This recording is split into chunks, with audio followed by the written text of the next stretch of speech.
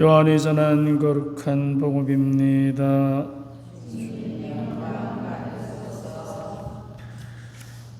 그때 많은 유다인이 마르타와 마리아를 그 오빠 일 때문에 위로하러 와 있었다. 마르타는 예수님께서 오신다는 말을 듣고 그분을 맞으러 나가고 마리아는 그냥 집에 앉아 있었다. 마르타가 예수님께 말하였다. 주님께서 여기에 계셨더라면 제 오빠가 죽지 않았을 것입니다. 그러나 하나님께서는 주님께서 청하시는 것은 무엇이나 들어주신다는 것을 저는 지금도 알고 있습니다. 예수님께서 마르타에게 내 오빠는 다시 살아날 것이다 하시니 마르타가 마지막 날 부활 때에 오빠도 다시 살아나리라는 것을 알고 있습니다 하였다.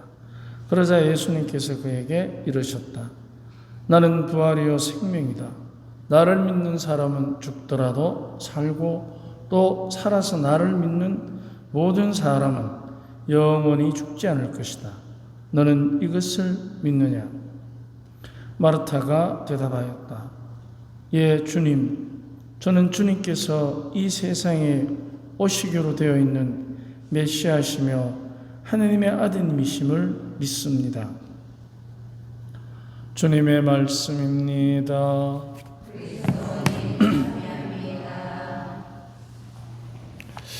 네, 여러분 그 스마트폰 가지고 계시죠? 거기에 그 챗GPT 깔리신 분들은 그걸 들으셔가지고 다시 살아난 나자로 이야기를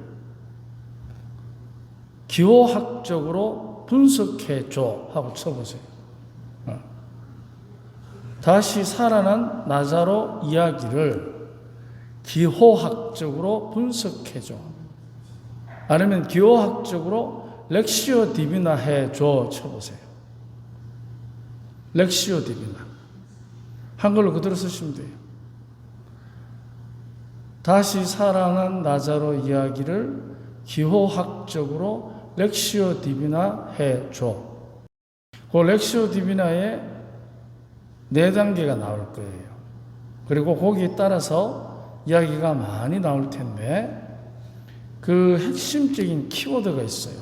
우리가 이제 복음을 읽거나 성경을 읽으면 특히 복음 이야기에서는 대비되는 두 인물이 등장을 합니다. 항상. 오늘도 복음의 이야기에 보면 죽은 나자로와 살리시는 예수님과 죽은 줄 아는 마르타. 이 세 사람의 관계가 서로 이야기가 주고받고 하는데 결국은 그게 핵심적인 이야기는 죽음과 부활의 이야기입니다. 죽음과 부활의 이야기. 거기에 많은 말들이 나올 거예요. 그래서 앞으로 성경 공부하실 때 미사 가시기 전에 이걸 한번 쭉 읽어보세요. 그렇게 딱 쳐가지고 모든 내용이 다 나와요. 그럼 거기에 나오는 내용은 굉장히 정확한 내용입니다. 신뢰해도 됩니다. 그런데 거기에 이제 하나님 하고 나오거든. 하나님 하지마, 하느님 해. 하면 다음부터 하나님 이렇게. 하느님, 예, 알았습니다. 고치겠습니다. 가르치를 드려야 돼. 그래야 내가 내 비서로 활용을 할 수가 있어요.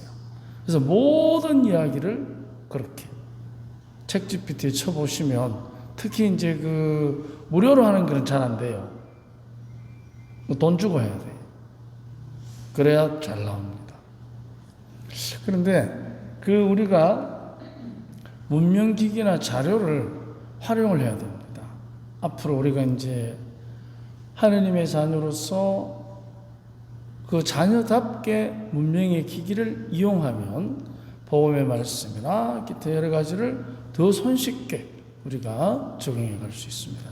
자, 그러면 여기에서 지금 세 사람의 이야기의 부활에 대한 핵심적인 내용은 죽지 않는다는 것입니다.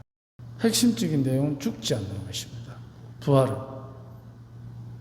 그런데 그 죽지 않음을 외형적으로 드러난 물리적 죽음, 그거를 거쳐야 한다는 전제가 있게 됩니다. 그리고 어떻게? 무덤에 묻혀야 됩니다. 그래야만 객관적으로 죽었다는 증명이 되기 때문에 무덤에 묻히고 거기에서 이제 살아나는 거죠. 그러면 이제 우리가 부활에 관해서 이야기들을 할 때 부활에 있어서 가장 핵심적인 이야기 중에 하나는 살아나는데 하느님 안에서 새롭게 태어나는 것입니다. 하느님 안에서. 그래야만 우리가 지금의 내가 아니라 하느님 안에 살아있는 내가 태어나는 것입니다. 그럼 하느님 안에 있는 거하고 지금 내가 내 안에 있는 거하고 이렇게 비교를 해보면 내가 내 안에 있는 것은 사실은 내 안에 자꾸만 하느님을 담으려고 합니다. 닮으려고 하는 게 아니고 가두려고 하는 겁니다. 내 안에. 그래서 나의 생각, 나의 바람, 나의 걱정 이런 것들 속에 해결사로 하느님을 자꾸만 담으려고 하는 것입니다. 그런데 많은 우리들의 근심과 우리들의 필요, 부족한 것, 이 모든 것들은 사실은 예를 들면 우리가 등산하는 사람들을 보면 주차장까지 갔다가 산에 안 올라가는 사람이 있어요.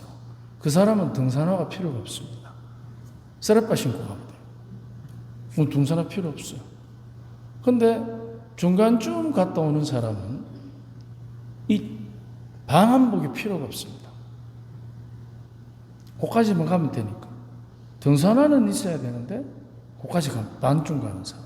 근데 정상을 가려면 잠자는 천막도 필요하고 심지어는 높은 데 올라가면 산소호흡기도 필요합니다. 바로 이게 뭐냐? 사실은 하느님을 우리가 산의 정상에 올라가는 것처럼 하느님을 만나러 가는 것을 등산이라고 생각하면 많은 것들이 필요한 것이 아니고 그 높이에 맞게끔 장비가 필요한 것처럼 주님께서 당신 안에 머무르게 되면 당신 안에 있는 깊이에 따라서 모든 게 주어진다는 거예요. 우리는 그거를 쉽게 물질적인 거로 계산하면 이제 그때부터는 하느님 안에 내가 있는 게 아니고 하느님의 산을 내가 올라가는 게 아니라 내 산에 하느님을 끌어들이는 게 됩니다. 물질적인 것이 필요한 것처럼 착각을 하게 되면 그러면 이제 하느님의 산을 오르려면은 거기 우리가 산 정상에 올라갈 때까지 많은 장비가 필요한 것처럼 영적인 장비가 필요한 것입니다. 그게 바로 이제 기도, 소리 나는 염경기도, 그 다음에 묵상기도, 관상기도 하듯이 그렇게 장비가 필요한 거예요. 그러면 그 장비는 하느님의 산을 오르면 내 장비를 갖고 올라가는 게 아니고 하느님께서 주시는 장비를 그때 받아 챙기면 되는 거예요. 이게 바로 하느님의 산을 오르는 사람과 자기 산을 오르는 사람의 차이입니다. 그래서 하느님의 산에 오르는 사람은 오르면 오를수록 부활의 기쁨에 다가가기 때문에 내가 생각하고 내가 판단하고 내가 염려하는 거 그거 아무것도 아니라는 것을 깨닫게 됩니다. 하지만 자기 산에 올라가는 사람은 늘 하느님에게 장비를 요청합니다. 자기 생각에. 그래서 이 차이점이 어디까지 가느냐? 자기의 산을 오르는 사람은 하느님에게 계속해서 필요한 게 많아요. 하느님께. 근데 하느님의 산을 오르는 사람은 그 산에 자기를 맡깁니다. 그렇기 때문에 어떻게 되느냐? 그 산의 산세에 따라서 그 산이 내어주는 공기를 마시고 그 산에 적응해 가는 거죠. 그렇게 되면 어디까지 적응이 되느냐? 내가 생각해도 남이 생각해도 100번 합리적이고 효율적이고 정의롭습니다. 하지만 그 방법이 하느님께서 원하지 않은 것이면 포기하는 겁니다. 이게 결정적인 차이입니다. 이게 하느님의 산에 적응해 가는 사람들의 부활을 향한 기쁨의 표시입니다. 그런데 우리는 지금 내가 생각해서 옳은 거, 내가 지금 생각해서 맞다고 생각하는 거, 내가 지금 생각해서 뭔가 바뀌어야 된다고 생각하는 거, 거기에 너무 많은 사람들이 정의라는 이름으로, 합리라는 이름으로, 효용성이라는 이름으로 집중합니다. 그러면 자칫하면 산은 온데간 데 없고 장비만 들고 있는 꼴이 될 수 있습니다. 그럼 어떻게 되겠습니까? 주차장에 갈 형편밖에 안 되는데 마치 정상에 오르듯이, 그래서 우리가 가끔 보면 근처 어디 야산에 여러분 이래 앞산이라는 데 소위 특히 대구니까 팔공산 저리 가보면 옷 입은 거하고 신발 신은 거 보면 에르베스트 가가지고 한 일주일 살아도 괜찮아요. 잘 입고 갑니다. 근데 주차장 가가 막걸리 먹고 다시 차 타고 돌아오는 거죠. 배추전 뭐 먹고 그런 꼴이 되는 거예요. 얼마나 피곤합니까 그거. 슬리퍼 신고 가도 되는데 그런 사람 봤지요? 그래서 우리들이 우리 스스로들이 생각하고 맞고 정의롭고 옳은 거, 정의롭고 옳은 거 맞습니다. 효용적이고 합리적이고. 하지만 그것이 또 하나의 세를 불리고 거기 반대하는 사람들과 대립하고, 이것이 이제 또 하나의 유혹이 됩니다. 내가 옳은데. 그래서 마르타가 압니다. 하지만 그러나 예수님께서 여기 계셨다면 우리 오빠는 죽지 않았을 것입니다. 자, 이게 마르타가 지금 똑똑해요. 맞는 얘기를 합니다. 하느님의 얘기를. 하지만 그 이면에 자기 생각에 사로잡혀 있다는, 그래서 예수님과 대립되면서 어떻게 되느냐? 하나로 가는 거예요. 자기가 하느님에 대해서 알고 있는 그곳으로 이제 오빠의 무덤에서 나오는 걸 보게 됩니다. 직접 목격으로. 그래서 결국에는 하느님의 산에 오르지만, 그러나 똑같은 얘기를 두고 다른 입장에서 얘기를 할 때, 바로 그게 오늘 마르타가 우리에게 보여주는 하느님을 드러내는 또 하나의 인간적인 방법이에요. 그래서 그 자체를 나무라는 게 아니고 대화를 통해서 주님께서 계속해서 부활의 이야기를 점점 분명하게, 이 말씀을 읽는 우리가 또 더 확실하게 깨달을 수 있도록 마르타를 통해서 우리에게 시사하는 바가 굉장히 큰 것입니다. 그래서 우리가 바로 생각이 다른 사람을 대할 때 예수님처럼 대해야 됩니다. 틀렸어. 아니고 자기 생각을 얘기하도록 해서, 그래서 그 안에 하느님의 뜻이 살아있도록 이끌어가는 것. 그게 대화입니다. 사실은. 근데 우리는 사실 대화라는 타이틀을 걸고 아주 쉽게 자기 생각을 강요하는 사람이 있습니다. 심지어 자기 생각만 강요하는 게 아니고 상대에게 죄책감을 불러일으키는 말도 합니다. 너 엄마한테 거짓말 하면 돼, 안 돼? 널 하는 얘기 좀, 그럼 걔가 뭐라 하겠어요? 해도 돼? 하면 안 돼? 하는 소리 나올 때까지 시달리는데, 바보가. 그리고 돌아서 뭐 한 줄 압니까? 엄마는 너가 엄마한테 거짓말 안 하나? 내가 봤는데, 외할머니한테 거짓말 하는 거. 그래서 우리가 굉장히 대화해라는 타이틀을 걸고 조심해야 되는 부분 중에 하나가 바로 그것입니다. 상대에게 죄책감을 유발하는 것. 그래서 대화는 죄책감을 유발하는 게 아니고 하느님의 뜻이 당신하고 나 안에 살아있도록 풀어가는 것. 그게 대화의 기술입니다.